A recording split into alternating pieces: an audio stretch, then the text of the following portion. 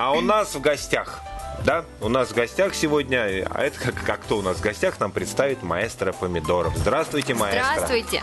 Здравствуйте, здравствуйте, дорогие друзья. Вы не можете сами просто произнести, выговорить, кто у нас сегодня в гостях. Но вы же познакомились, вы же знаете, кто рядом с вами сидит. Да, я сейчас нахожусь в самой гуще прекрасных людей. Это народ Эрзя. А люди эти эрзяне. Кто такие, что такое, вы сегодня узнаете. Ну, от себя добавлю, что это сказочный народ, сказочные люди, сказочное гостеприимство. Вы знаете, все просто вот столы ломятся, а мы вам еще не все столы показываем. Да, вот так. Позвольте представить наших дорогих гостей, представителей народа Эрзя. Вера Ивановна Прохорова, солистка государственного ансамбля русской музыки и танца «Садко», заслуженная артистка Мордовии. Василий Григорьевич Шерманкин, учитель технологии в лицее номер 43, народный мастер России, член Союза художников России, победитель конкурса лучших учителей в городе Саранск, участник международных и всероссийских выставок. Евгений Евгеньевич Ледяйкин, председатель правления Эрзианской культурно-просветительской организации «Голос Эрзи». Эрзень, Вайгель. Правильно я все? Вот я все уже делаю правильно, я уже свой. Ну, не потому, что пироги или еще что-то. Я просто по любви. Олег Валентинович Ишуткин, российский легкоатлет, чемпион мира по спортивной ходьбе, по совместительству бизнесмен. Выступал за сборную Москвы и Мордовию. В прошлом рекордсмен мира, победитель Кубка мира, участвовал в чемпионатах мира и Европы. То есть это спортсмен высочайшего уровня, а также в Олимпийских играх среди военнослужащих. Ну, он еще расскажет, как это было. Лариса Николаевна Зыбкина, этномузыколог, собиратель и исследователь мордовского музыкального фольклора. А у нас сегодня будет много фольклора, как вы догадываетесь. Раида Евстафьевна Степанова. Пенсионер, но вы знаете, вы видите, что в этом есть что-то от, может быть, колдуньи или что-то такое, волшебницы, еще что-то. Потому что, знаете, всегда, когда человек неопытный видит старшее поколение вот в традиционном, в национальном наряде и видит какой-то силой, которая вот издревле вместе с этими традициями, она чувствуется даже на экранах мониторов.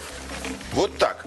И вы знаете, для того, чтобы все-таки начать вот, наконец, отойти от этой официальной части, да, и уже как-нибудь хорошенько вдохнув во всю грудь, хочется как-то спеть.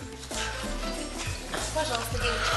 Хочется спеть. Скажите, пожалуйста, а что вы... А что это за песня, что означает это волшебное магическое заклинание? Мы немножечко волнуемся, не заколдуете ли вы нас? Это песня, двое мужчин косят сено, а две женщины собирают. И они в дальнейшем устают, идут на речку купаться. Вот в целом вот так. Мужчины работали, устали, пошли на речку купаться, и там началось. Пожалуйста.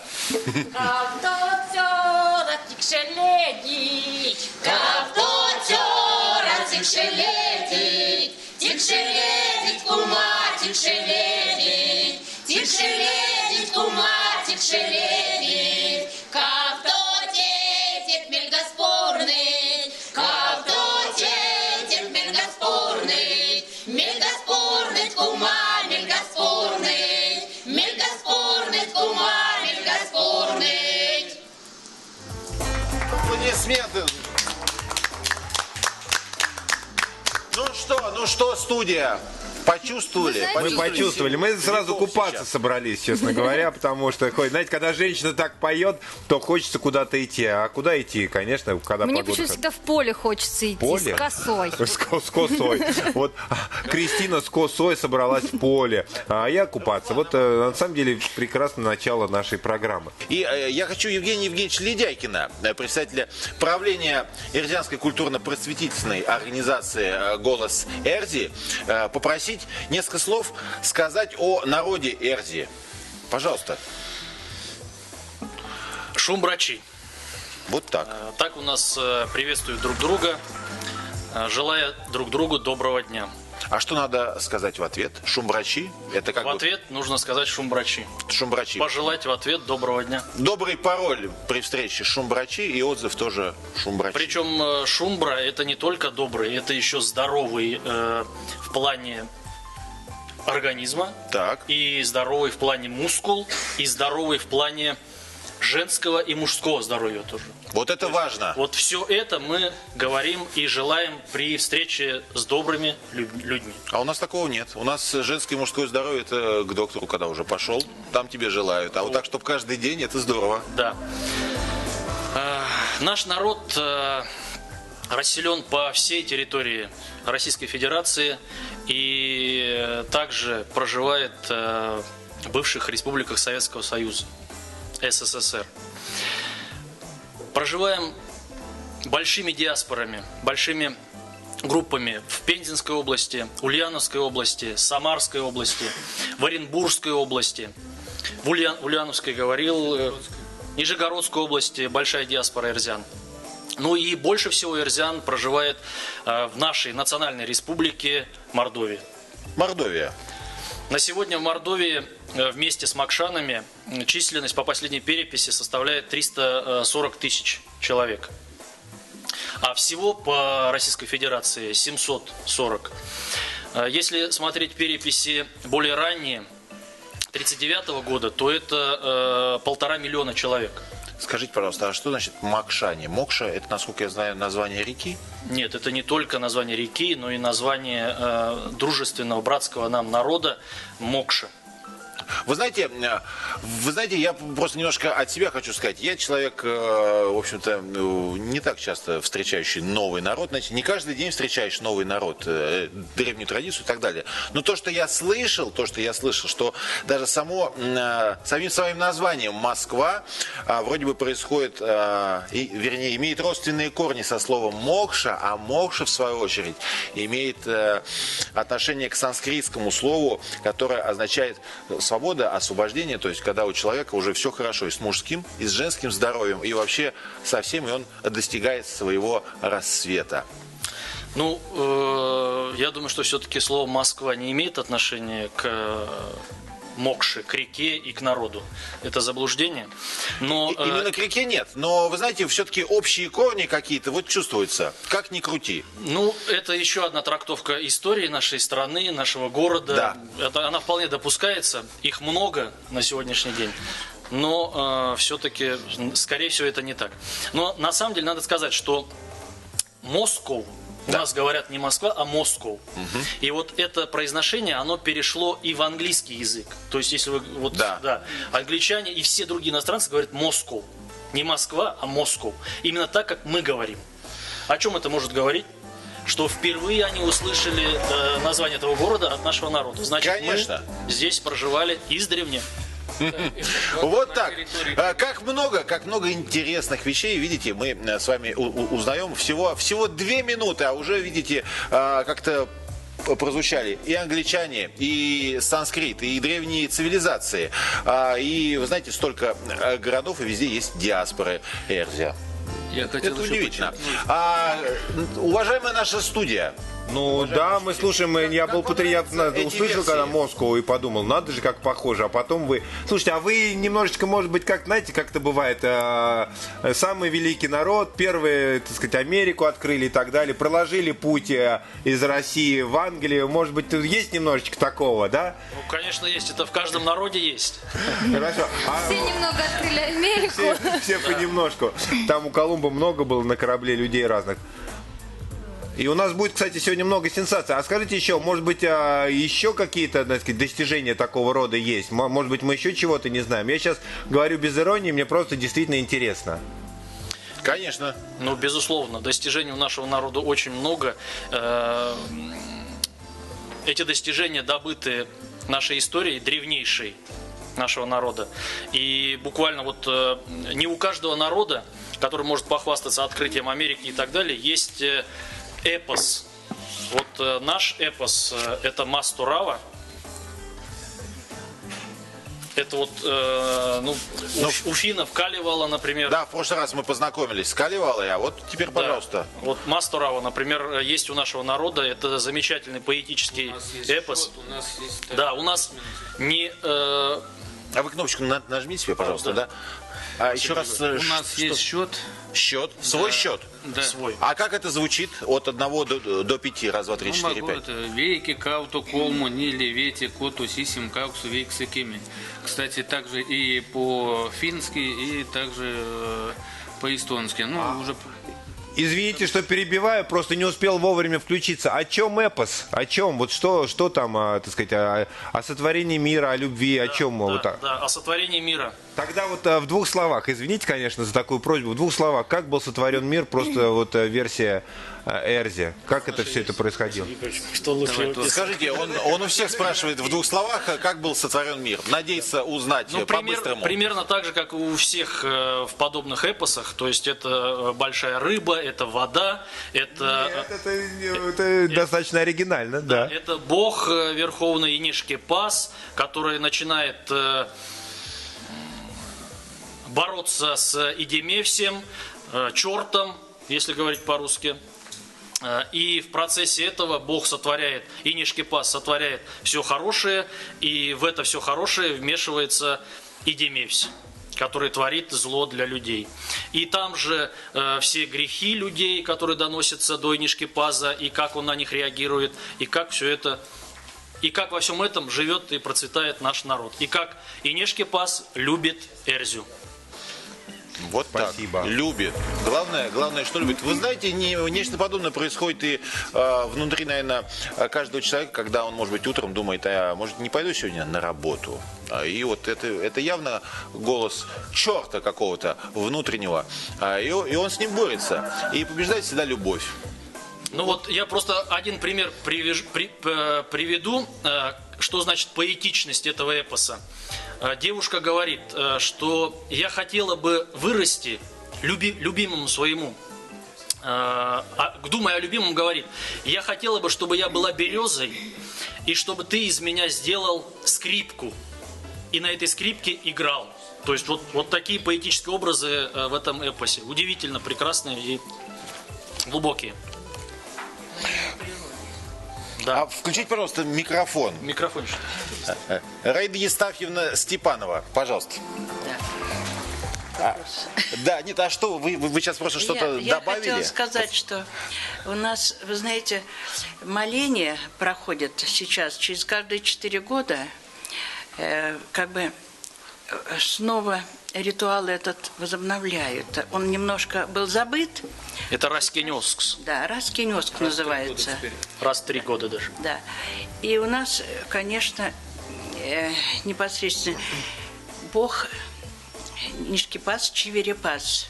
И вот есть так, я знаю, помню, бабушка молилась. Нишкепас, Чиверепас, Макст, Шумбрачи, Монь Экакшнени. То есть дай доброе здоровье моим детям. И поклонялись мы природе и до сих пор. То есть поднимали руки кверху, зажигали свечи, поднимали руки кверху и говорили, вот действительно вот это моление просили Бога, чтобы исполнилось все желания. У нас, значит, Норова Ава, Паксань Ава, то есть богиня, у нас богиня поля, богиня леса, богиня воды, богиня дома. Богиня дома, да. Поэтому в основном мы поклонялись природе и просили, и наши, как говорят, многие верят, что действительно исполняется желание. Ну, то есть человек, который поклоняется богине леса, отправляясь в лес, не будет оставлять после себя кучу мусора уже. Это просто невозможно. Это нонсенс. Да. А мы Раньше как-то... такого не было. Мы как-то тоже, вы знаете, многие в Москве, например, тоже как-то поклоняются, являются людьми религиозными, ходят в церковь, но это как-то вот отделено немножечко от природы, к сожалению, что и, собственно, видно Поклонялись матушке очень земле, часто. конечно. Мастурави. Ну вот Раида Стефановна затронула тему Раскинёскс. Это очень большой праздник. Он проводится у нас в Мордовии раз в 3 года. До этого праздника каждый год проводится Веленёскс. То есть Раскинёскс – это моления народные. А Веленёскс – это моление села деревенское. В каждом селе отдельно проводится. И вот на Раськи-Нёскс в каждом селе выбираются представители. Эти представители берут с собой на Раськи-Нёскс горсть земли, в карман кладут, и воск с собой берут из своей деревни. Это свечной уже, когда свечка прогорела, вот этот воск? Нет. Это... Воск, который делается. Вот, свежий, готовый, без свечи воск, натуральный. И они приезжают в место, где проходит моление, Раськи-Нёскс, и каждый бросает горсть земли в маар, курган, на котором возводится свеча, штатул.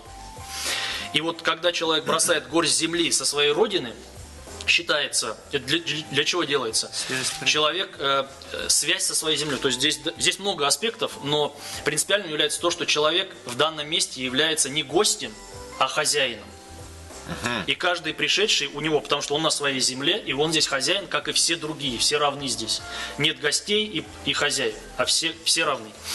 И воск, который приносится, из этого воска формируется общая свеча, штатул, которая водружается на этот маар и зажигается. Штатул, эта свеча, достигает 2-метрового размера, то есть много людей из разных сел приходит. По легенде, до 700 килограмм. Вот это до 700 килограмм, да, и в диаметре около 70 сантиметров. Вот такая свеча. Последний наш Раськи-Нёскс был в 2013 году в Мордовии, село Чукалы. Замечательно прошел праздник, более 5000 человек присутствовало, и все говорили на родном эрзянском языке. Ну вот какая чудесная традиция. Давайте вспомним, когда мы последний раз себя чувствовали хозяевами той земли, по которой идем. Знаете, не то, что вот эта вот парковка или магазин принадлежит кому-то, это все не моя земля, а моя это вот трехкомнатная там или однокомнатная квартирка, это вот моя земля, вот это, а все остальное это не мое. А посмотрите, как люди относятся иначе совсем. Мне кажется, не грех и поучиться. Главная студия. Что ты на нас кричишь все время? Мы слушаем внимательно, мы стараемся не пропустить ни одного слова, и действительно очень... А мне только хотел спросить, а большая свеча получается? То есть она какая, 1-2 метра? Ну, не знаю, какая она получается? И как долго она горит потом еще? От 3 и выше, диаметром 70-80 сантиметров. И весом, по легенде, в общем, по рассказам старожилов, достигала до 700 килограмм. Ого. Удивительно. И вот в прошлом году достигла 2 метра 70 сантиметров. Вот, вес пока у нас где-то около 500 килограмм. Ну ничего, какие наши годы. Будет еще и большая свеча. Но, знаете, Вы дважды нас сегодня удивили.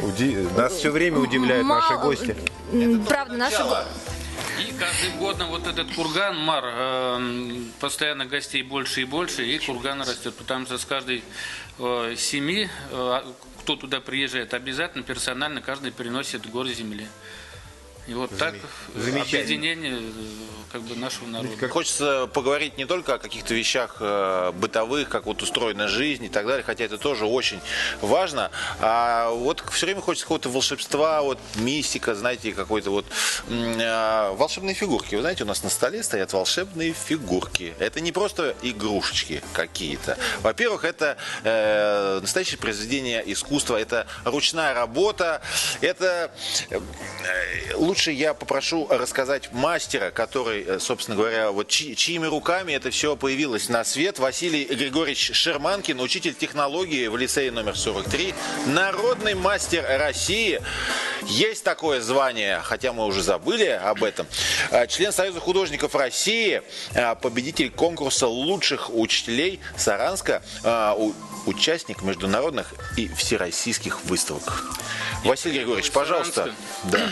Вот, от Саранска у нас село 25 километров, Подлесный Тал. Это историческое село, где славен промысел резьбы по дереву. Вот, известен на весь мир. Вот. И я хотел рассказать вам это именно вот о тавлинской коне, как изготавливают. И здесь вот в основном у меня работают много вариантов коней. Вот у нас в селе вот первые формы, которые вот, возьмем вот это вот от прялки взято и вот это вот форма, вот эта форма, ну, где-то лет 300, наверное, 400 тому назад. Вот Лет это 300. появилось. Вы знаете, Да. давайте, прежде чем вы нас вот сейчас лично посвятите в тайны этого искусства, у нас же есть ролик. Мы сейчас его поставим, а вы сможете прямо в процессе этого ролика его комментировать. Да? Хорошо. Давайте посмотрим. Какие-то. Так, ну здесь же я... вы?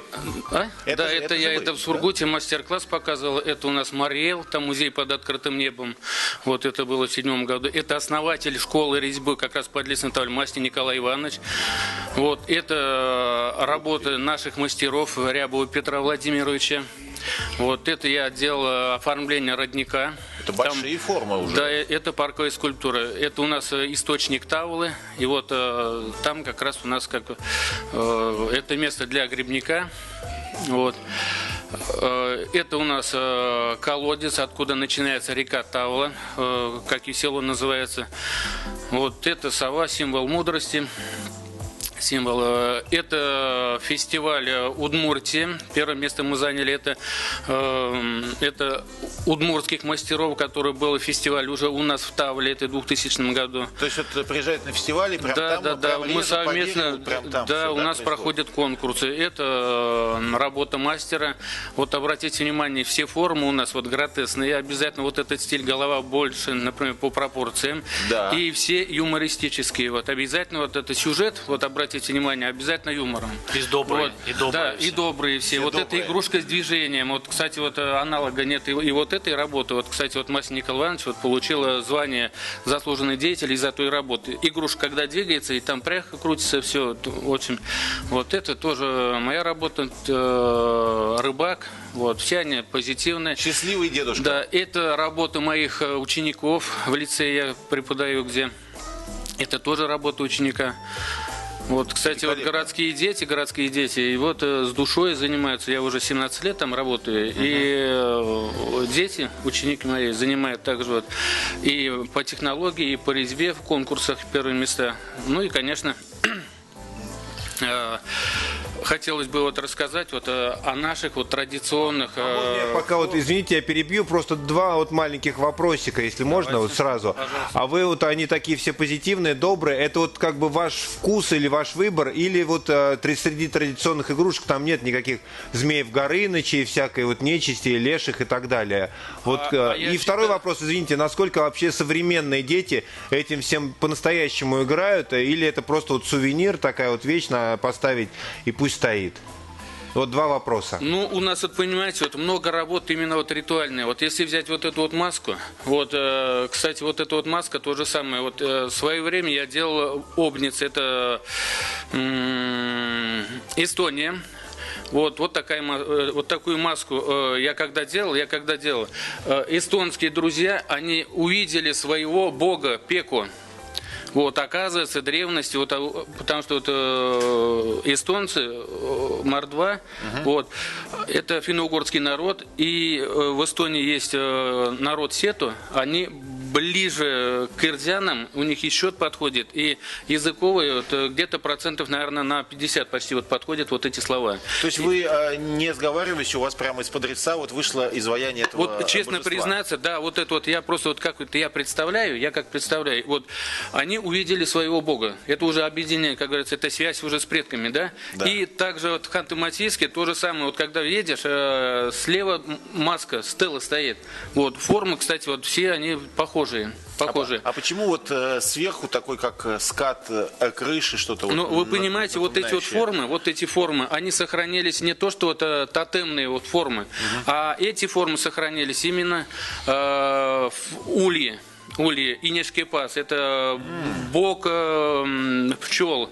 Вот это вот как раз объединяло. Вот, и вот эта форма, вот, как раз вот, диагональ, это, чтобы сохранились вот эти вещи, и вот делался крыша. Крыша также делалась из какой-то коры, из... Бересты также делали вот, в Ленинграде, в этнографическом музее вот эти вот формы сохранились, и также все из бересты, вот эта вот крыша. Ну и, соответственно, они требуют почтительного обращения, поскольку это, да, являются предметами культа. Ну да, и в принципе просто игрушки. вот, мои дети, вот мы, когда вот, кстати, я вот Работу делаешь. Вот особенно, когда вот уже занимаешься над образом, обязательно уже, ну, не знаю, или вот это вот ситое, вот обязательно надо руки помыть, обязательно надо настроиться. И в итоге получается вот эти все формы, обратите внимание, вот сейчас вам покажу, вот, все они позитивные, все они добрые, вот, все они такие вот. И дети стараются. Вот, все делать, вот, хотя детскими руками. И еще вот для меня тоже было открытие. Вначале, когда мы начинаем резать, это с 5 классом, или, например, кто-то придет в кружок, я все время заставляю делать вот такие масочки. Сейчас, извините, я покажу. Вот. Вот эта вот маска то же самое. Это, ну, просто обычный образ, но обратите внимание, вот она позитивная. Вы посмотрите, насколько лучистая улыбка у этого образа. И вот, и дети также, когда начинают делать, я им ничего не говорю. Вот, дети, вы должны делать вот обычный образ.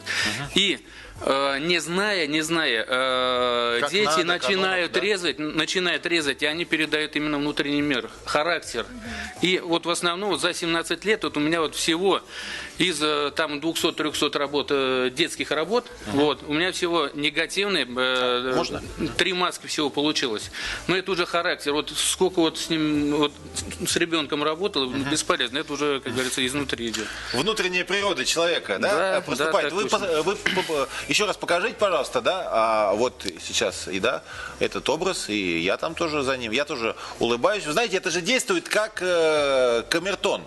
Вы смотрите на это, и он настраивает вас сразу. И когда вот такие изделия окружают вас, добрые, улыбающиеся, ну, вы, наверное, уже вряд ли, трудно быть злым человеком, трудно злиться там на соседей, на мировой кризис, на заговор, на инопланетян. Как-то уже вот все это рассыпается в пух и в прах. Поэтому я же говорил, волшебная, мистическая вещь. Вот так вот, вот так вот просто и верно она работает напрямую.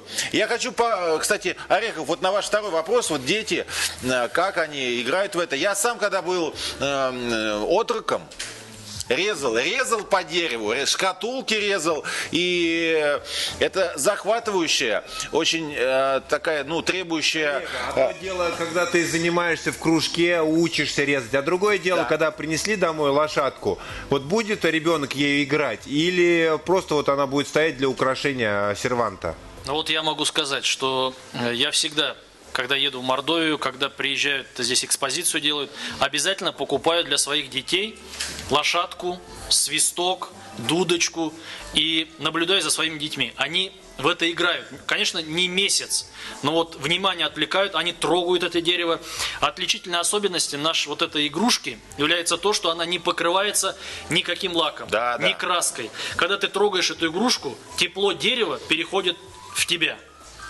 И тем самым настраивает тебя на добро. Тактильное ощущение удивительное. То есть здесь нет никакой специальной обработки, и это очень приятно держать в руках. Знаете, никакая пластмасса, все вот эти продвинутые конструкторы, из которых там что-то можно создавать, это все так. Это там второй, где-то третий Ну, еще уровень. наши работы сделаны из липы, а липа самый мягкий материал, и от него идет на самом-то деле вот тепло. Вот я здесь вот маленькую коняшку сделал, вот, особенно вот для маленьких детей. И вот когда в руки берут, уже все, ребенок не отпускает. Это уже все. Ну вот так вот. За это, знаете, дали ребенку, он раз и успокоился. А как приятно вот этот теплый кусочек дерева, да, вот часть природы, когда зима, за окном холод, стужа, а тебя окружают такие вещи, которые вот они изнутри излучают эту энергию тепла, лета, земли. Что-то я прям замечтался. Ну, коника я... Оставлю, хотя хочется уже унести с собой. А я его дарю. Ну да, мы с сувенирами напросился. Приехали, поэтому... Спасибо. И для ведущих тоже обязательно. Для ведущих обязательно тоже будут сувениры. Вы замечательно ведете, с вами очень интересно общаться. Большое спасибо вам. Большое. Я очень рассчитывал и боялся спросить, но теперь... Ох, удачный сегодня, удачный эфир Вдруг сегодня. придется какое-то выполнить задание, да? Небось, так думали. За 3-9 земель сходить все как полагается, мы же понимаем, да. Конечно же, хочется песни, хочется танца. Давайте мы начнем с песни и с танца, а потом у нас есть одна очень важная, интересная тема. Мы обязательно... Да, давайте сейчас начнем с песни. А вот так вот неожиданно, да. Вот так вот, да. Не договариваясь, вы знаете. Потому что настоящие артисты, настоящие эрзяне, их вот посреди ними они... Ну, надо сказать, что это наш фольклорный ансамбль, нашей общественной организации «Голос Эрзи». Есть ансамбль наших членов нашей общественной организации. То есть Давайте это... я их представлю сейчас. Да, давай. Хорошо. Марина Ивановна Аверкина, работник культуры. Пожалуйста, да. Ольга Фроловна Лесина, финансист. Надежда Васильевна Данилкина, косметолог. Вот невозможно представить, что кем эти люди являются. Андрей Борисович Стяпин, инженер связи. Серафима Васильевна Кудашова, косметолог. Надежда Фомина, повар. И Сергей Степанович Санаев, военный пенсионер. Как видите, в общем-то, все профсоюзы представлены в этом ансамбле. И сейчас можно забыть об этом и наслаждаться песней. Пожалуйста.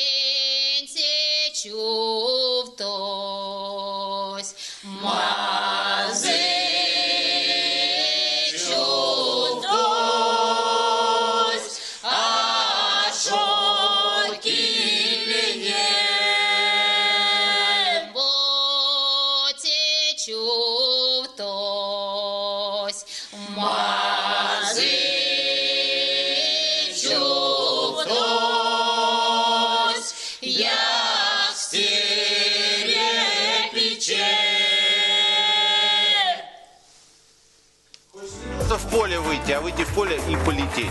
Да понад речкой, да понад лесом. Как-то спина расправляется, крылья появляются. И, кстати, вы, наверное, заметили, что все эрзяне сидят, вот прекрасная осанка. И я думаю, что во многом здесь заслуга национальных видов спорта и вообще физической культуры, которые, да, это, знаете, не пустой звук для эрзян. И поэтому, видите, как ловко, да, ловко я сейчас подвелся. Я попрошу Олега Валентиновича Ишуткина, российского легкоатлета, чемпиона мира по спортивной ходьбе, а ныне бизнесмена, который, кстати, прекрасно сохраняет спортивную форму, рассказать о том, как обстоят дела со спортом у эрзян. Пожалуйста.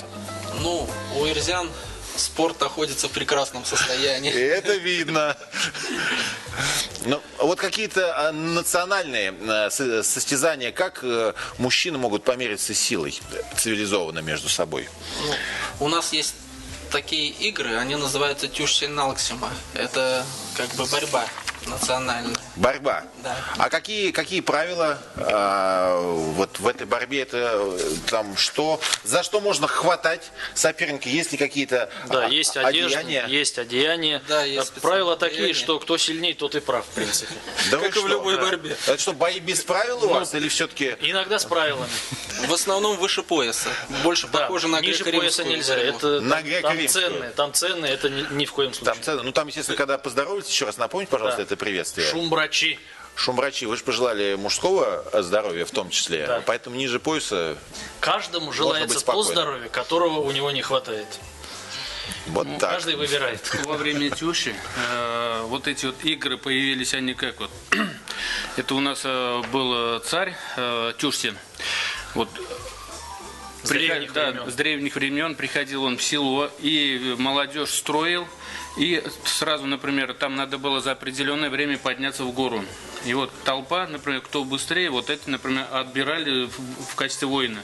Там борьбу, например, то же самое, кого побеждал, вот этих брали как раз эти самые Это метание воинам. копья, Да, это метание копья, там вот топора, из лука. прочее, да, и также рукопашный бой. А вот сейчас вот что-то из этих древних состязаний, дисциплин осталось, ну хотя бы в качестве забавы по праздникам, вот Ну, метнуть вот эти копье, вот в качестве помериться. игр осталось сейчас, а в древности вот именно вот как бы вот так вот По-серьезному. они, да, Поэтому по-серьезному. правил там не было. То есть, кто сильнее, тот выигрывает, того берут к тюшке.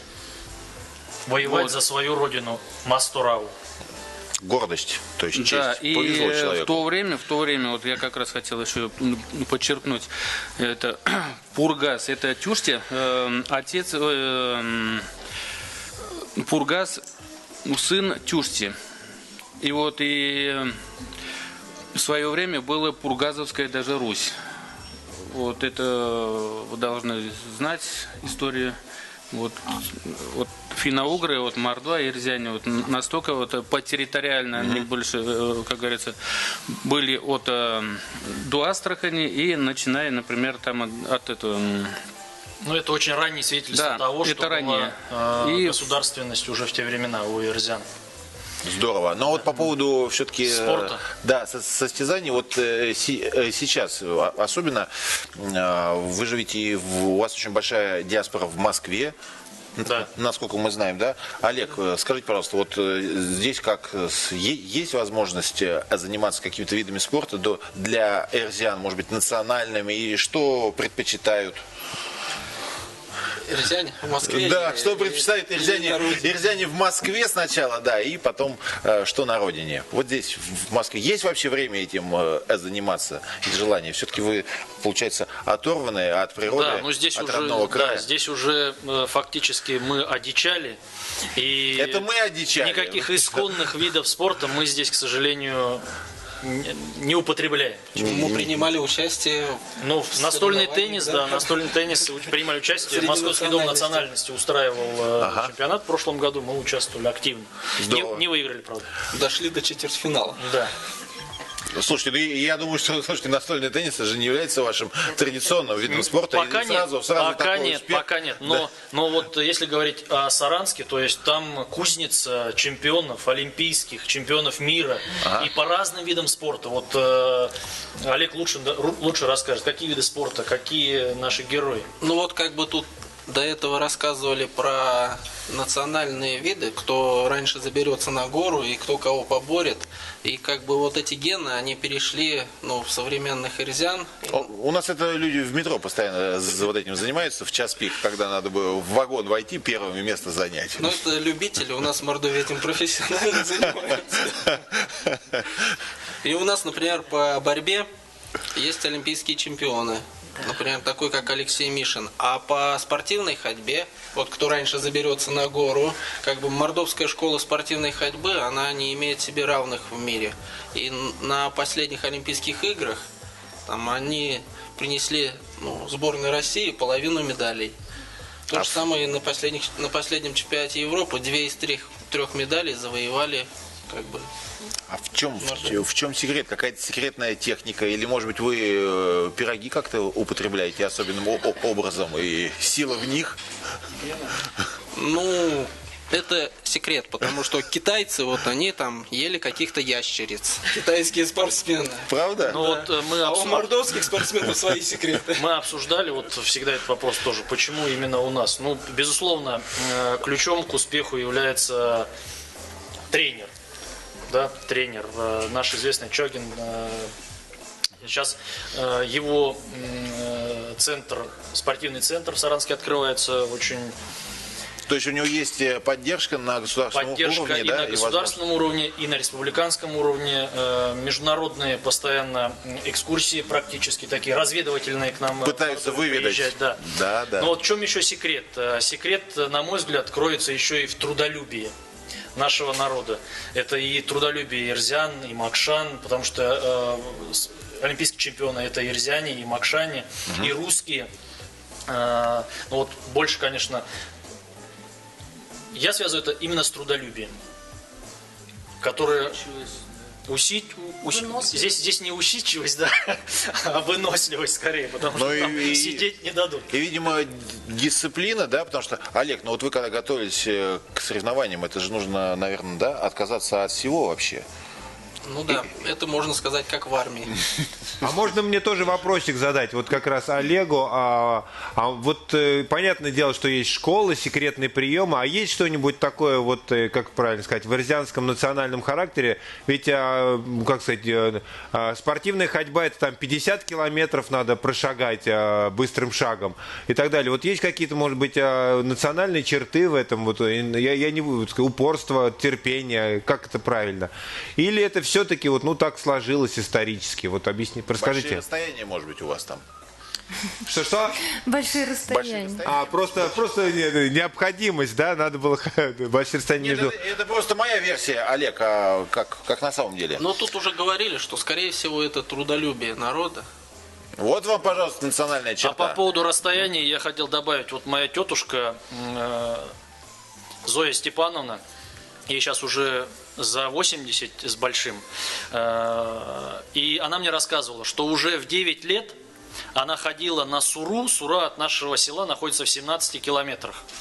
Ходила на Суру в 9 лет, одна. Вот ее отправляли, она туда носила, там косили луга. И вот она туда носила что-нибудь поесть, потом обратно приходила. И вот эти расстояния в 9 лет, ночью, днем, неважно, по лесу, по лесной дороге. А потому что все богини, богиня поля, богиня, Да, все с ней. богиня леса, все Все свои. с ней были, да. Да, все знакомые. Бояться было некого. Да, вот так. Я хотела рассказать один эпизод небольшой. Да, пожалуйста, Раида Евстафьевна, пожалуйста, вам слово. Вот у нас был тогда заседание по Европейский Союз, когда самое по Европейскому Союзу заседание было. Это в 9 году, по-моему, были вместе с вами. Да? Помните, я пыталась победить. Вот вручную, с одной Армрестлинг, как женщиной. борьба на руках? Борьба на руках. Я зов крови тоже, как спортсменка. Ну, мои годы, конечно, я пыталась победить. Кто была ваша соперница? Женщина моложе меня лет на 30. Ну, они уже никто не помнит. Но вы знаете, все равно я пыталась, но единственное, что меня подвело, это вот нога ушла немножко, скользко было. Я на шпильках, и шпилька это сам меня подвела. А так бы я победила бы, конечно. Женщины, да забудьте вы уже про шпильки. Вы же теряете контакт с матерью сырой землей. С Масторавой. Да. Кстати сказать, в традиции существовала борьба женская. Это описывают исследователи. Да вы что? Да. Женщина наравне с мужчинами также могла состязаться в силе. На поясах тоже это все На руках. происходит? На руках. Ну, там особенности, конечно, женские борьбы были. Но женщина с женщиной больше всего за мужчин.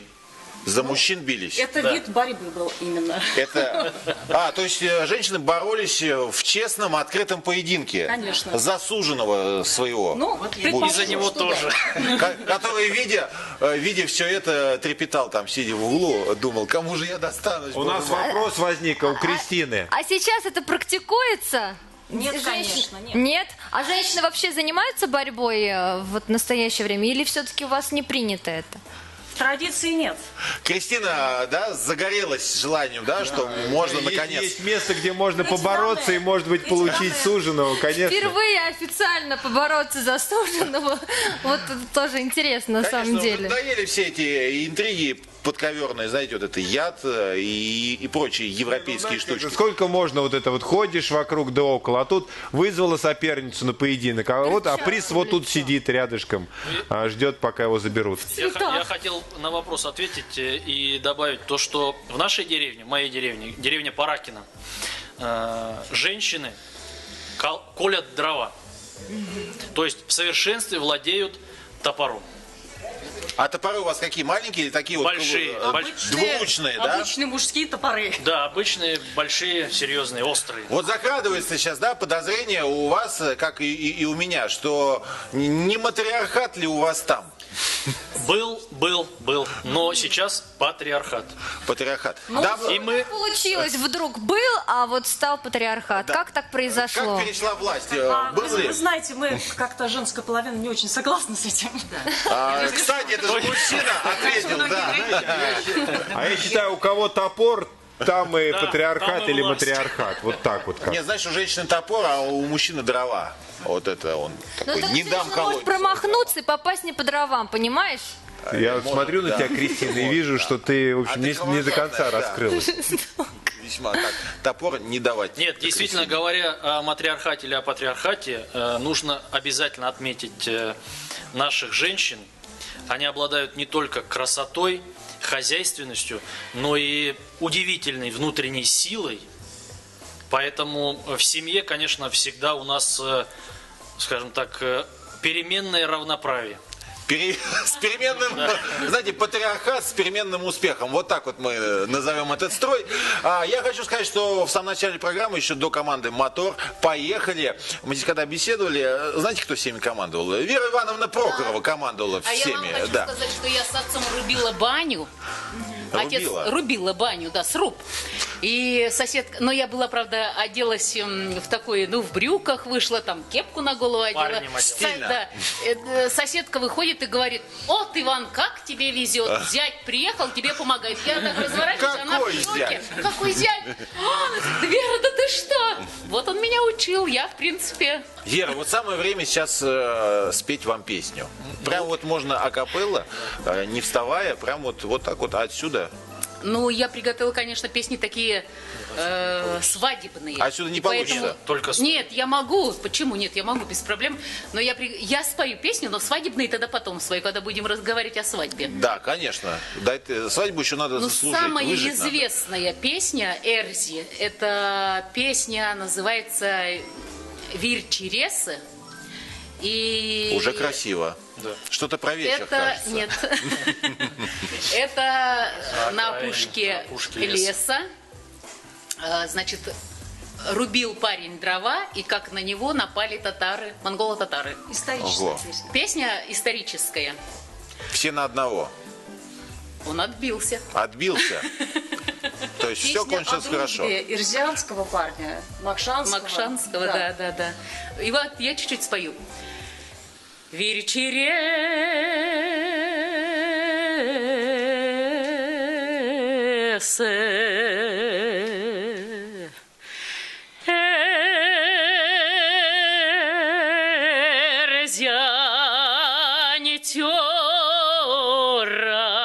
Эрзянитера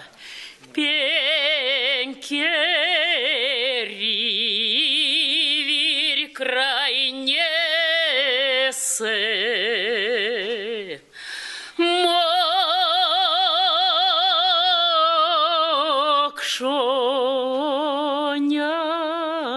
Мокшоняля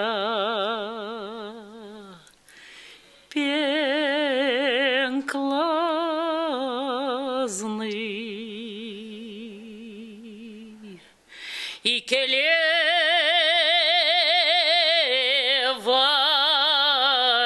варшти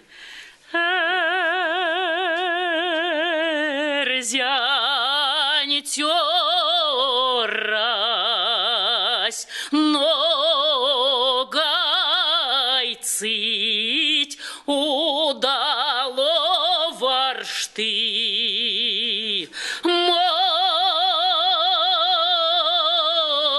Мокшонь алясь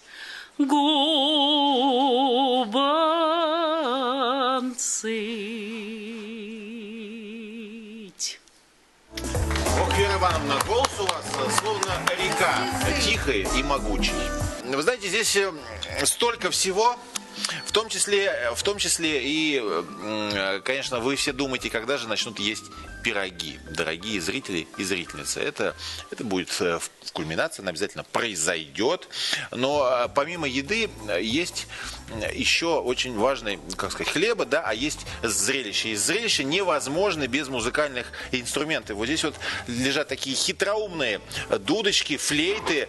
И сейчас мы попросим Ларису Николаевну Зыбкину, этномузыколога, собирателя и исследователя мордовского музыкального музыкального фольклора рассказать о тех музыкальных инструментах, что у нас здесь есть. Пожалуйста. Ну, вначале мне хотелось бы сказать, что музыкальных инструментов в традиции эрзиан было великое множество. Но среди них были самые любимые, излюбленные.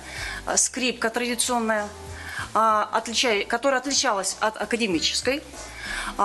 Количество струн тоже было? Количество струн было. То есть, ну, там, Строй был иной. Строй был другой. И форма скрипки была Прямоугольная. Прямоугольная, как фигура мужчины, не женская, как в академической.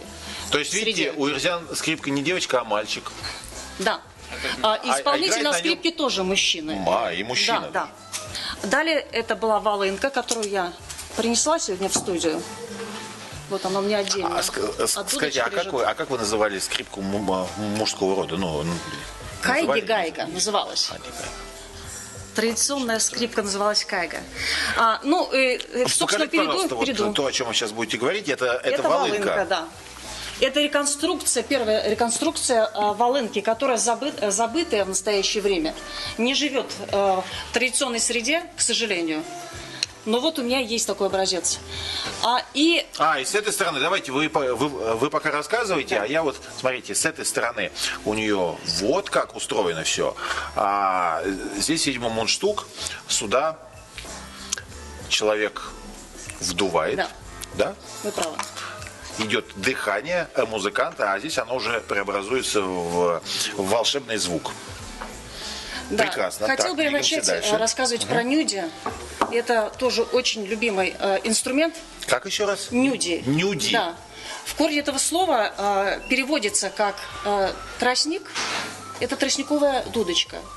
Данный образец это одиночная дудочка, но чаще всего играли на двух дудочках одновременно. То есть это просто вот так вот шел, сорвал тростник, раз Нет, не шел, дудочку. Не сорвал. Существовала очень сложная технология изготовления. Нужно было в определенный момент времени года, в июле, в августе, найти засушенное болото, найти хороший, качественный тростник. Еще не побояться пойти туда? Да, и нужно это сделать мастеру, конечно, знатоку традиции, вырезать качественный материал, затем этот материал еще обработать в специальном растворе, засушить, здесь... и потом уже, собственно, идет изготовление игровых отверстий, язычка.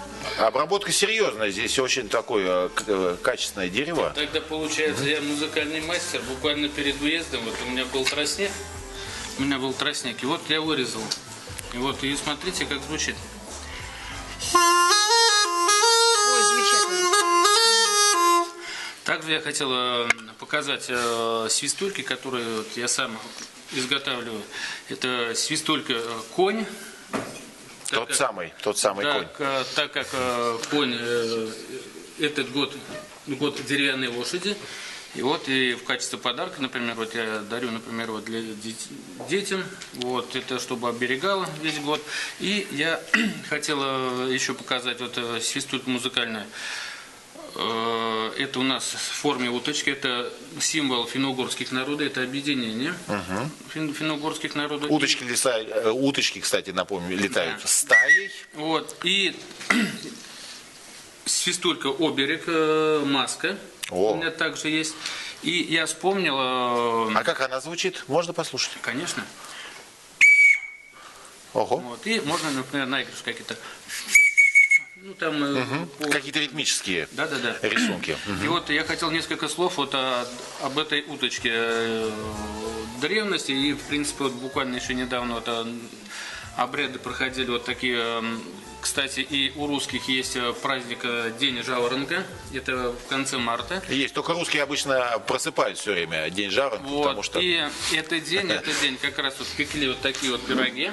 Это у нас вот в Тавле как раз вот пекли. И детишки вот с ними играют. Вот, потом это все съедалось. Слушайте, какая прелесть. Почему у меня в детстве не было? Я играл с обычными бутербродами, представляя все это. А здесь, вот, смотрите, глазки, крылышки. Мастера вот делали вот свистульки формы птиц. И дети также ходили и играли, и звали птиц, чтобы быстрее пришла весна. Орехов, вот это ответ на ваш вопрос, играют ли дети вот в эти вырезанные из дерева при помощи рук, никаких станков. Это может быть хорошим оберегом и в городских условиях, потому что, знаете, когда если кто-то пристает, всегда можно начать свистеть, и, как правило, в общем-то, нападение можно даже, как сказать, избежать. А у меня к просьбе нашим гостям, кто-нибудь сможет сыграть на 2 дудочках? Мне очень интересно посмотреть, как это вообще будет звучать, и послушать. Как это на 2? Дело в том, что я, когда шла на передачу к вам, опаздывала и не успела разыграть инструмент. А чтобы разыграть ее, как мы выяснили, нужно не менее сколько? часа. Не менее часа да. на ней играть, чтобы она поддалась, позволила. Потому что она очень долго лежала, вот, и не разыграна. Ну давайте хотя бы, вы знаете, у вас очень высокие требования, хотя бы звук.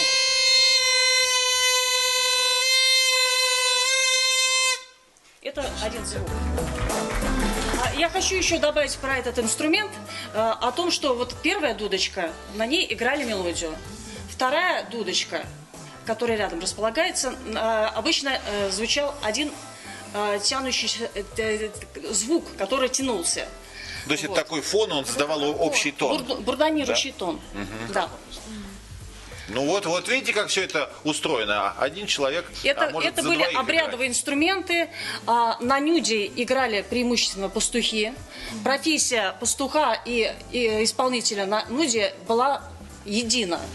И более того, пастуха, который не владел этим инструментом, не принимали на работу. Слушайте, ну я вот сейчас вот подумал, что если пастух играл на нюде, то это просто от того, что ему делать нечего. Вот корова пасется, чтобы не сойти с ума, он целый день, значит, пиликает на флейте из тростника. А вы говорите, что, оказывается, это вменялось ему в обязанность. Вот какая была цель? Это какой-то обряд был, ритуал? Что это? Инструмент был и обрядовый, и необрядовый. Когда он был в руках пастуха, он не выполнял обрядовую функцию, а сигнальную. Сигнальную? Существовали специальные такие сигнальные наигрыши, на которые животные реагировали. СМС-очки посылал животным? Да, можно и так сказать, что? чтобы было всем понятно. Домой, говорит он. Кушаем травку, кушаем травку. Ты можешь лучше и больше молока давать. И раз ей На туда сигналы. одинарной дудочке могли играть женщины в некоторых селениях на кладбище. Это был во время обряда поминания, когда по традиции рязани вызывали дух умершего посетить поминки. Приглашали его, да? Для того, приглашали. Чтобы Шли помянуть на кладбище, играли на инструменте и звали его посетить поминки. То есть это дудочка, которая способна вызвать дух с того света. Это, вы знаете, не просто так дудочки. Я бы не стал, например, вот так вот на ней играть, где попало. И в нашей традиции это как норма, не воспринимается вот на современном уровне, скажем так. Это все нормально и привычно. Да, но мы-то знаем теперь, что есть второй слой, где эти предметы обладают особенной силой. А давайте немножечко вот еще про обряды и традиции, потому что там ведь и особые песни были. Вот какие-то обряды с песнями, чтобы мы сразу вот узнали про обряд, и можно было потом послушать, как это все звучит по-настоящему. Я хочу рассказать про плач невесты.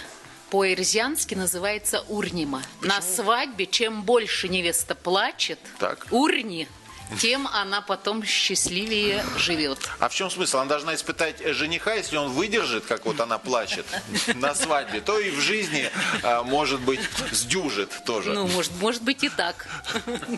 Может быть и так. Просто я пою тоже те плачи, которые бабушка мне пела. Потому что когда я поступала в Академию Гнесиных, российскую, на вокальный факультет, приходила к бабушке, говорю, что делать, что мне петь, чтобы поступить. А она мне говорит: ты не пой, ты плачь. Вот оно секретное. Это один из главных жанров вообще песенного интонирования, причитания. Потому что вот даже причитанию учили детей самого младшего возраста. На причитаниях девочка могла причитать, играя с куклами. Вот, и чем она становилась взрослее, тем мастерство ее возрастало. Да я хочу рассказать, что когда бабушку пришли сватать, свахи, не сватать, вернее, когда уже на свадьбу пришли, она увидела, что у свахи прыщ на лбу. Вот она тут же сориентировалась и начала урнеме и говорит: боже мой, какой ужас, куда же меня выдают, все пришли с рогами. А сваха, обалдевшая от такой наглости невесты, говорит, ну все, чего же мы себе берем, она с таким норовом, что будем делать? Вот это она мне Да рассказывала. вы что, а драка была потом? Драки, конечно, не было. Просто сели и Традиции не померились. было такой драки, Да. что вот известно, скажем, в современном.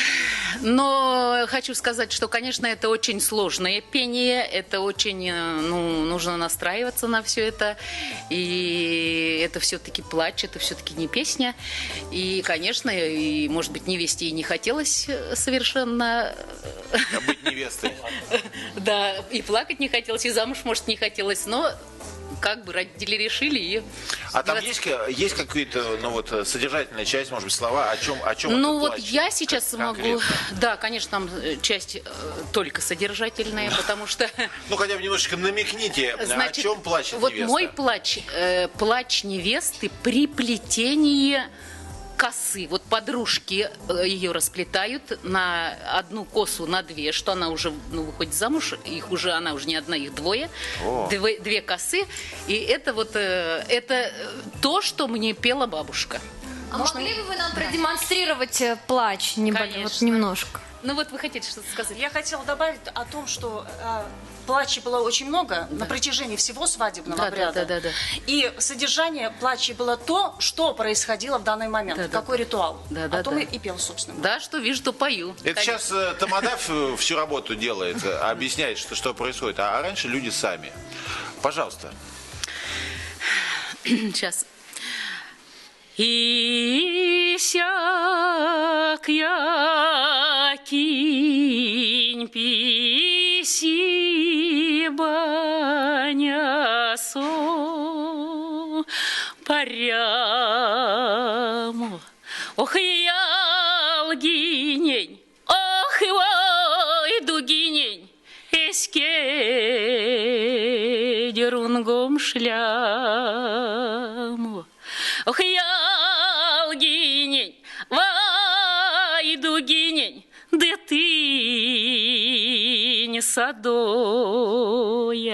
Ох, ялгинень, ох, вайдугинень, саинка, эчке черепулнем. И так далее, бесконечно Если можно. вы собираетесь сыграть свадьбу, возьмите на вооружение. Знаете, хватит уже вот этих пошлых традиций. Знаете, Я вот себя невестой пьяные почувствовал. гости. Прям почувствовал невестой, прям вот отдают в чужой дом, вот Я сразу так все вот учился, это. да. Есть такое дело. Есть. Неволю. Почуял близкую неволю. А огромный груз ответственности. Косоньки на две. Почувствовал, что будет налево ходить. Суженый предстоит еще хлебнуть чашу сполна. Вы еще, как это сказать, еще до того, как появятся дети, еще вот этого охламона воспитывать. надо. Ничего подобного. Ничего У подобного. ирзянок налево не ходят. Да, А как это? А как это у вас называется? Это у нас называется вот такие эрзянки, что мужья... Побаиваются? Ничего подобного. Почему побаивается? Просто не возникает. Да. Не Хороши, возникает. они Другого настолько желания хороши. не Ну, возникает. Мы всем довольны. Мы всем довольны. Да, и наши жены довольны. А кроме того, эрзянский народ славится своей преданностью. Да. Преданностью относительно всех, кто нас окружает. А вот можно один такой вопрос, он у нас такой традиционный. А если вот чем эрзяне вот в каких-то нескольких словах отличается от всех остальных народов? Вот чем вот вы выделяетесь вот из среди других каких-то людей? Потому что вот на улице встретишь, не отличишь, но есть вот в характере или в чем-то еще вот ваши именно эрзянские черты. Вот какие это черты? Да, пожалуйста. Кажется, нужно отметить несколько аспектов. Конечно, увидя на улицу эрзянина, не поймешь, что это эрзянин. Прежде всего, это национальный костюм, который самобытен. И его ни с одним другим не спутать. Второй аспект – это музыкальное искусство, традиционное. Тоже очень самобытное и ни с чем не сравнимое. Так, что еще можно добавить? Костюм, пение. Душевные какие-то качества. Да, вот я язык, хотел конечно, добавить. отличительная особенность. Да, безусловно, язык. Певучий. Ну вот я хотел добавить как раз про преданность и верность и про честность. Под Новгородом, вот такой факт, под Новгородом в раскопках обнаружили берестяную грамоту. Грамота давала указания служащему, который нанимал на работу тех или иных граждан, крестьян и так далее, разных вероисповеданий, разных национальностей. И вот там было написано, здесь надо учесть, что в грамоте говорилось про мордву, но надо понимать, что в Новгороде, под Новгородом и в Новгородской губернии жили именно эрзяне. И в грамоте было написано: беря на работу татарина, подписывать жесткий, твердый договор. Все прописать. Мещан на работу не брать вовсе. Мордве верить на слово. Это было написано вот в этой берестяной грамоте при раскопках. То есть честность, это в нашей крови, эту честность кто-то называет простотой, широкой душой. Но вот мне кажется, все-таки ближе и правильнее честность. Прекрасно. И преданность. Да. Мы верим вам на слово. Маэстро Помидоров, расскажите, чем там самые вот эти вот пироги самые интересные? Во что одеваются и чем питаются эрзяне? Одежда, пироги. Это не А мы не слышим вас. Не слышат нас. Я вам хочу сказать, что здесь происходило, пока шло повествование о пионах и мужчинах-цветоводов. Мы стали вспоминать мужчин эрзян. Выяснилось, что Илья Муромец и Соловей Разбойник, они были эрзянами, между прочим, да? Да. Да, вот Олег нам поведал, и что вообще, да, и что вот откуда эта традиция, откуда вообще у разбойника взялось прозвище Соловей? В некоторых селах эрзянских есть такая традиция, что людям давали имена по животным. Вот выбирали животное, и какое качество у человека наиболее выражено, то как бы и давали. Наверное, Соловей хорошо свистел в свистульку. Свистел в свистульку ту самую. Мог, кстати, из того света кого-нибудь вызвать, если понадобилось. Это, знаете, как у индейцев немножко похожая традиция. Чингачгук, большой змей, орлиное перо и так далее. Очень вот похоже. Так. Вот тоже воинственный, благородный народ. Но не только воины, которые побеждали разбойников, составляют славу этого народа, эрзя, а есть еще и замечательно известные на весь мир мастера, искусники. Пожалуйста, вот об одном из них. Да, я хотел сказать, что нельзя говорить о народе Эрзи и не сказать про нашего выдающегося скульптора Степана Дмитриевича Эрзю. Он взял имя народа своим псевдонимом, и после выставок в Париже, в Милане, его в России называли никак иначе, как русский Роден. Он и на сегодня популярен и известен во всем мире, меньше, к сожалению, в России. Да, вот это странно. Да, к сожалению. И неправильно. Да. Но его музей с его работами сегодня в Мордовии, в Саранске. Всех приглашаем в гости. Да, вот сейчас идет как раз фильм о нем, как он работает. Я хотел тоже показать работы его. Из его произведения в интернете можно набрать просто Степана Дмитриевича Эрзия и выйти на сайт музея, либо на сайт нашей общественной организации «Голос Эрзи», и там поближе познакомиться с его творчеством. И он работает именно по дереву. Да, такой очень непростой кебрачо, материал. Дерево, это дерево он нашел в Аргентине, и из этого дерева именно у него очень много работ. Это фантастика. Оно выглядит вот как фрагмент скалы или камня, но при этом вот обладает фактурой. Дерево как раз как камень. И кебрачо альгароба. И одно из главных процессов его творчества, как он говорил, является именно поиск материала. То есть он находил такой кусок дерева, из которого действительно высекал только лишнее, оставляя все природное, натуральное. И получались его очень мощные работы. То есть настоящий художник, он уже в куске дерева, мимо которого мы, может, проходим и перешагиваем, он видит очень много интересных лик. работ. А мы иногда и в человеке-то не можем человека разглядеть. Вот, например, если можно крупным планом, это его работа «Ужас». То есть вот Ужас. Все-таки видите, кто-то спрашивал про ужас. Это а так, как вы выглядит интересовались. ужас. Вот это можно лучше даже показать. Крупно. Я думаю, что это в 1000 раз сильнее, чем растиражированное вот полотно, известное под названием «Крик». Лично меня это впечатляет больше. И, конечно же, хочется поговорить о костюмах, да, поскольку костюм — это одна из тех вещей, которые, собственно говоря, делают ирзянина ирзянином, да, вот мы пытались выяснить, да, как узнать, вот, чем отличается. И у нас уже готов национальный костюм во всем великолепии. Покажите, пожалуйста, Веру Ивановну Прохорову, которая преобразилась божественно.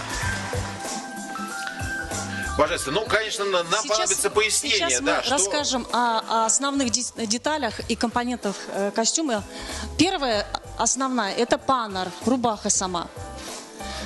Она была туникообразной формы, как вы видите. Имела обильную, очень красивую вышивку. Спереди обязательно, сзади. 2 линии шли непременно. Так, и по рукавам. Пожалуйста, все было вышито. И также и подол. Микрофончик поближе чуть-чуть. Подол тоже был обильно отлично. украшен. Цветовая гамма: черный, красный цвета и золотой. Ну и теперь в нескольких словах расскажу о головном уборе, который мы видим сейчас в данный момент. Назывался он пангу. Но существовали и другие локальные названия этого головного убора, такие как шлыган и сорока. А сейчас мы видим пангу. Основа этого головного убора – это луп или береста, на которое натягивалась холст. На холст тоже нашивалась красная ткань и украшалась. И можно повернуться? Сзади мы видим такую красивую лопасть, которая не спадает с плеч. И тоже она украшалась различными компонентами. Это и звенящие различные детали, и блестки, и вышивка. Еще хотела сказать о том, что на головном уборе, как и на рубахе, вышивка не имела просто декоративного какого-то предназначения, а в ней заключались знаки, письмена, по которым можно было определить, с какой местности и с какого рода эта женщина. И еще характерный знак вышивки – это звездочка. Или своя? Можно даже было понять, кто умел читать эти письмена, из какого она рода. То есть не надо было представать, девушка, вы откуда? Конечно. Вот, без этого обходились. Прекрасно. Ну и пулагай. Это неповторимый такой компонент женской ирзянской одежды, который называется еще в других вариантах пулакш. Это хвост, в дословном переводе этого названия, который состоял из таких и красного цвета, к которому пришивались такой ткань. Микрофон поближе, пожалуйста. Тканевой основе. Украшался, как видите, бубенчиками, белым бисером и звенящими украшениями. Это зачем? Чтобы женщина кауры не потерялась или не могла подкрасться незаметно? Существует даже такое известное высказывание: ирзянку сначала услышишь, а потом видишь. Кроме того, звучащие такие украшения не только на бедрах устанавливались, но и еще на груди, очень большое количество их было, на ушах и на руках. А если девушка собиралась на танцы, она их добавляла еще больше, даже на ноги. Хотела сказать, что пулагай одевали девушки в момент полового созревания, когда она его... покажите его, пожалуйста, где он? Вес его достигал от 7 до 16 килограммов. Немножко придерживал как бы девушку. Естественно. Он не давал девушке сутулиться ни в коем случае. Поэтому многие исследователи пишут, что никогда не видели горбящихся и сутулых ирзянок. Да. Ну и кроме всего прочего, пулай оберегал здоровье женское. То есть ветер, сквозняк, от всего этого защищал Холод он пулай. защищал от холода, в жару защищал от жары. От жары, да. Вот, так это очень практичная вещь. Плюс он всегда увеличивал самые прекрасные места женщины. Да. Те Традиционное самые изгибы. понимание, Но всегда их оставлял символ в красоты, тайне. да. То есть это всегда тайна была. Для всех других, кроме ее мужа. Вот бы снова вернулись те самые Традиционное времена. понимание ирзианского, как и вакшанского народов, чем была круглее женщина, значит, она была здоровее и красивее, по понятиям. И надежнее. Это биологический факт. То есть у кого, если у женщины бедра, вот те места, которые прикрываются пулаем больше, то дети получаются умнее. Они подкладывали под Здоровее. пулай? Ничего? Это биологический, это медицинский факт. Да, ну что еще давайте об этом. Прекрасный рассказ, спасибо большое. Вы знаете, конечно же, после того, как мы наконец узнали, что просто глядя на женский костюм, не надо спрашивать ни телефончик, ни адрес у девушки. Сразу видно, все видно, и стать видно, какой она женой будет, откуда она пришла, и да, какие будут дети. Великолепно, экономилось, во-первых, время, не надо было притворяться, как-то вот какие-то сцены разыгрывать. Сразу можно было непосредственно вот почувствовать глазами, что там за человек внутри этого костюма. Да, пожалуйста. Вот должен заметить, что костюм мерзянки в 1904 году в Париже на конкурсе мод занял первое место. Факт. Вот так. Все у нас стащили и Пьер Карден, и все они, в общем, да, вот откуда ноги растут. Ну и наконец-то под ваши аплодисменты сейчас, поскольку, знаете, если появляется эрзианка в полном своем костюме, великолепном, это значит жди пир горой, жди праздника, будет стол, будут пироги, будут яства. И вот давайте посмотрим. Так ли это? Покажите, пожалуйста. Покажите, пожалуйста. Вот они. Вот они. Вот вы сейчас видели рабочий момент. Это потому, что вы наши друзья. Да, там вот, да, вот оно все.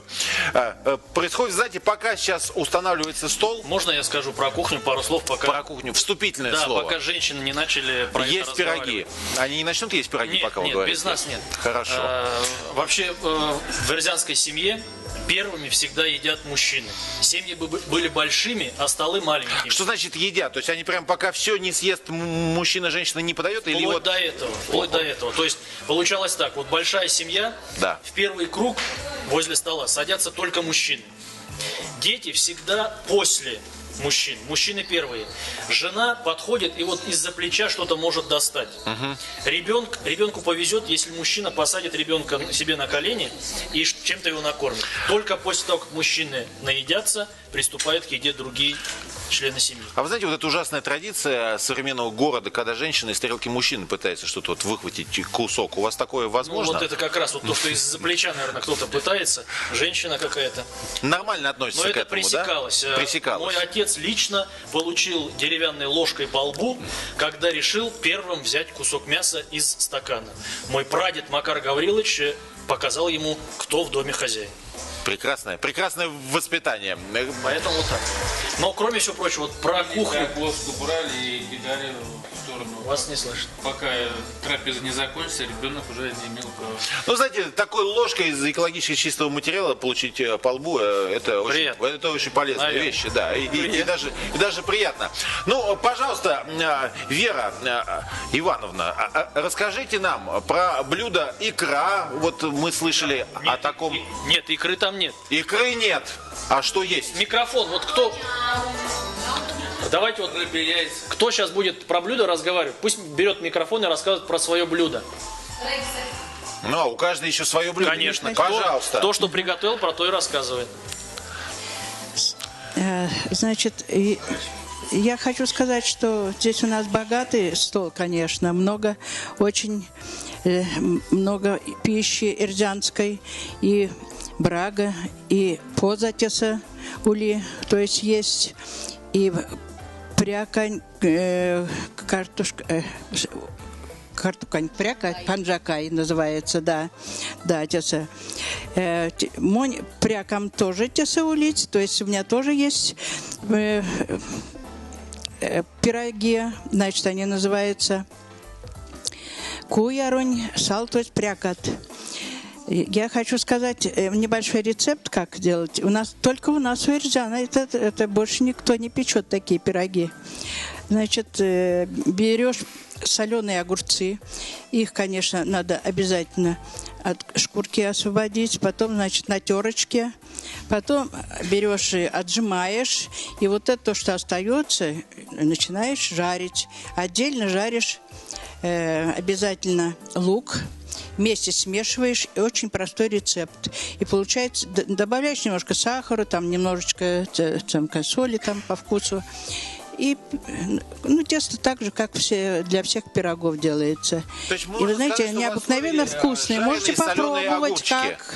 Да, вот соленые огурчики. Да, вот так номер. Если не рассказать, то понять следующий, кто будет защищать свои... Но Раида Истафьевна испекла эти пирожки для вас, для студии, поэтому всем удастся попробовать. Это все, судя по всему, это произошло прямо сегодня, да? Да. Вот так. Для вас специально. Пожалуйста, следующее блюдо. Я приготовила блюдо, которое называется модарькань салмат. То есть в переводе лапшовник. Вот.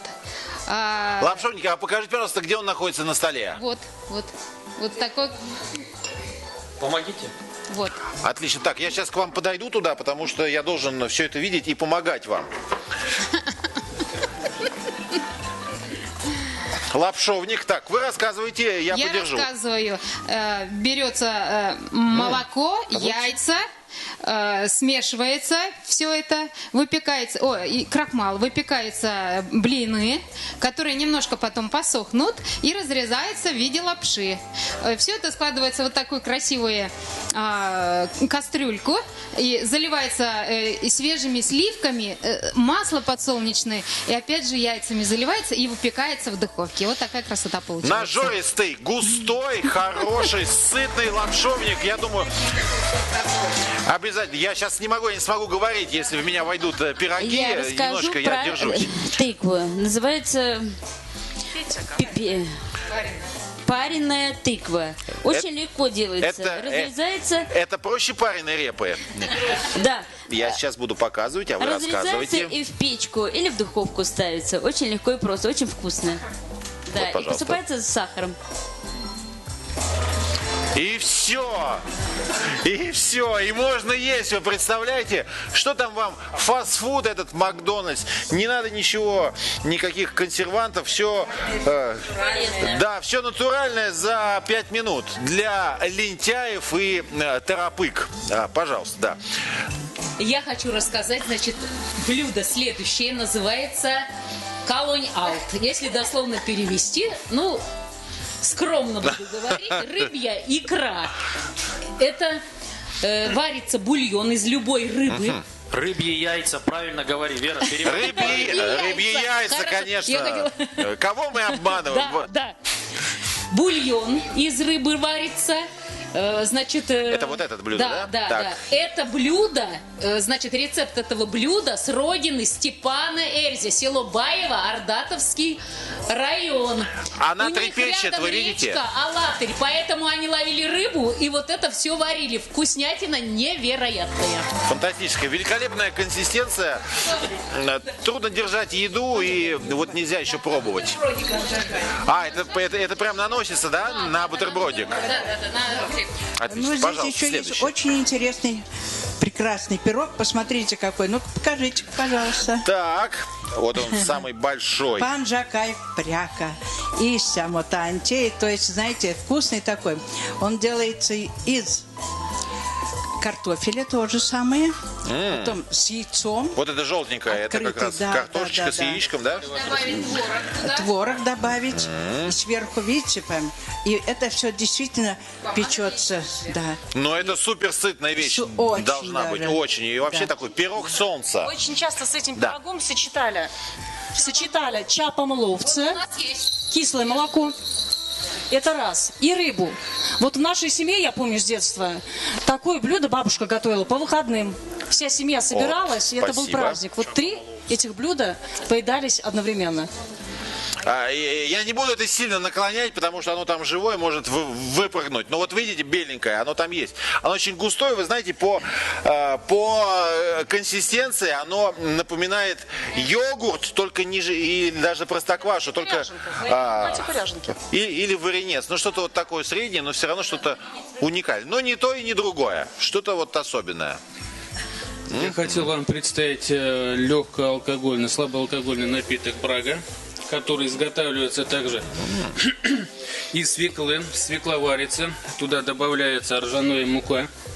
Вот. После этого делается как типа хлеба. Так. Потом это все ломается, заполняется в чугунок.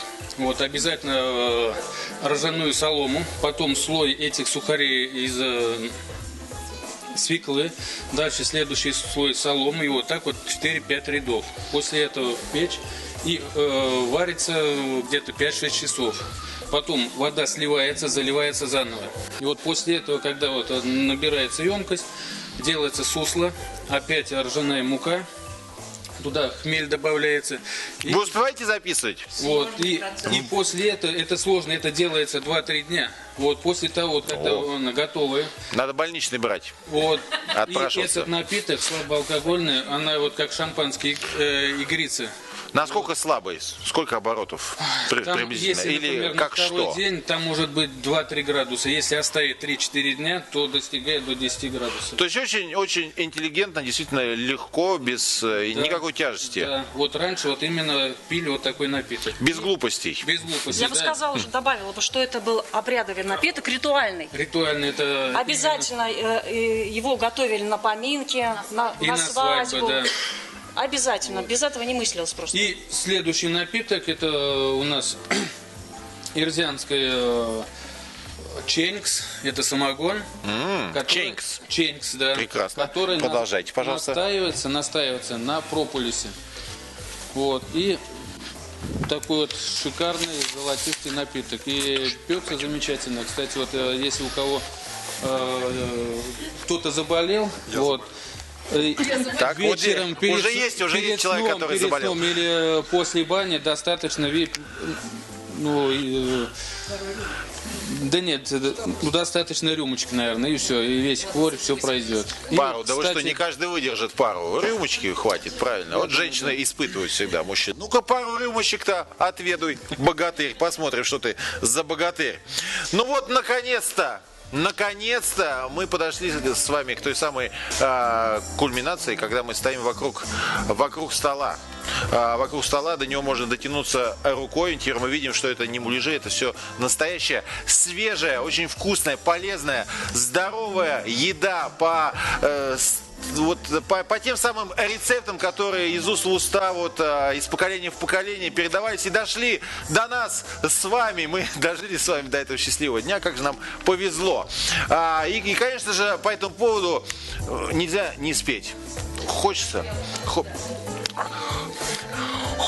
Но прежде чем мы с вами уже начнем петь, потому что, знаете, просто так ведь песни не поются. Сразу состояние, сразу происходит какой-то ритуал, магический круг замыкается. И перед тем, как мы с вами вольемся в это действие, и вы тоже по ту сторону экрана не останетесь в стороне.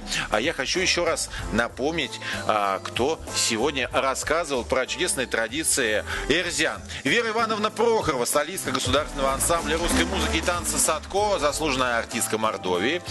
Василий Григорьевич Шерманкин, учитель технологии лицея 43, народный мастер России, член Союза художников России, победитель конкурса лучших учителей Саранска, участник международных и всероссийских выставок. Я только очень быстро скажу, что пока мы сидим сидели здесь. Василий Григорьевич вот прямо здесь за время эфира вырезал фигурку лошади магическую. Это оберег для нашей студии, который будет оберегать нас теперь, и нам ничего не будет страшно. Евгений Евгеньевич Ледяйкин, председатель правления Эрзианской культурно-просветительской организации «Голос Эрзи», Эрзян Вайгель. Олег Валентинович Ишуткин, российский легкоатлет, чемпион мира по спортивной ходьбе и бизнесмен. Лариса Николаевна Зыбкина, этномузыколог, собиратель и исследователь мордовского музыкального фольклора. И Раида Истафьевна Степанова, пенсионер. Ну и, конечно же, фольклорный ансамбль Эрзян Вайгель. Вы уже знаете, что это непростые люди. Здесь есть и работники культуры, финансисты, косметологи, инженер связи, повар, военный пенсионер. В общем, на все руки мастера, с ними не пропадешь. А сейчас сделайте глубокий вдох, расправьте легкие. Песня! Ай, да ялга, пару ялга, пурнада, нове, смирё мората, но моро, верь давай, гельсе, кая то зоминек мороз, верь давай.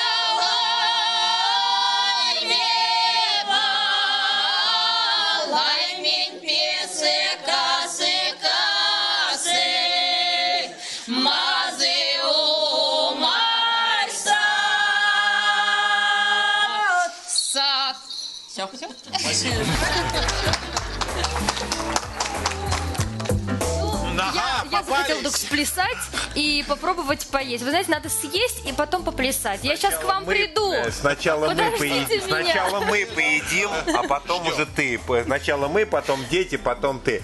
Прекрасные люди, прекрасная история, прекрасное знакомство. Я уже собирался бежать к вам, пробовать пироги и выбирать себе лошадку, но тем не менее не попрощаться нельзя. Очень приятно было познакомиться, поговорить. Ну и сейчас наши разговоры продолжатся. Через короткую паузу наш сквозной эфир продолжится, дорогие друзья.